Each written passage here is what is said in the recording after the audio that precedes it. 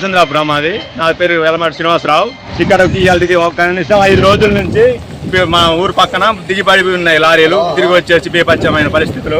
దాని వరకు అని చెప్పి మేము స్థానికులం ఏదో చిన్నపాటి రూట్ చేసి అంబులెన్స్ లాంటి దారి పంపుతామని చూస్తూ ఉన్నా కూడా ఇంతవరకు డిపార్ట్మెంట్ నుంచి కూడా ఎట్లాంటి స్పందన లేదు. ఎవరు కూడా వచ్చి ఇంతవరకు డీ కానీ జేఈ కానీ ఎక్కడికి చూసిన పరిస్థితి లేదు. ఇప్పటికి 2-3 సార్లు అంబులెన్స్లు వచ్చి తిరిగిపోవటం ఇదే పరిస్థితి జరుగుతుంది.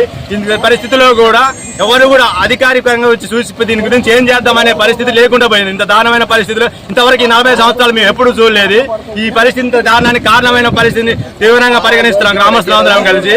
దీనికి కరెక్ట్ సొల్యూషన్ తీసుకోవాలని ఆర్ఎన్బి శాఖ మినిస్టర్ గారికి ప్లస్ ఇది ఆడిపోవాలని ప్లస్ ఈ ఉన్న డిజేఈ గారు కూడా రూట్ క్లియర్ చేసి ప్రయాణికులకు ఇబ్బంది లేకుండా జరగాలని పరిస్థితి. నిన్న అంబులెన్స్ వచ్చిన పేషెంట్ తీయ పరిస్థితి లేక వెనక్కి పంపి ఏటూరు నగరం నుంచి భద్రాచలం పంపాల్సిన పరిస్థితి వచ్చింది. ఇలాంటి పరిస్థితుల్లో కూడా ఆన్లైన్ ఆపట్లేదు, లారీ చేయడం పరిస్థితి కూడా లేదు. ఇలాంటి పరిస్థితిలో ప్రాణాలు పోతే కానీ ప్రభుత్వం దిగిరాదా ఇదనే పరిస్థితుల్లో తీవ్రంగా ఖండిస్తున్నాం రామచంద్రాపురం గ్రామస్తుల తరఫున.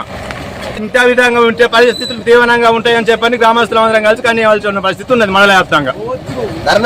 పరిస్థితులు ములుగు స్కూల్కి వెళ్ళాల్సి వచ్చింది. స్కూల్ పిల్లల్ని తీసుకురావడానికి ఇబ్బంది తీసి పిల్లల్ని దగ్గర పెట్టేసి స్కూల్కి ఎంఓసీ తీసుకుని వెళ్ళాలి. ఇక్కడ పరిస్థితులు ఏం చేయలేని పరిస్థితి. 8:30కు బయలుదేరారు, 16 కిలోమీటర్లు రావాల్సి 8:30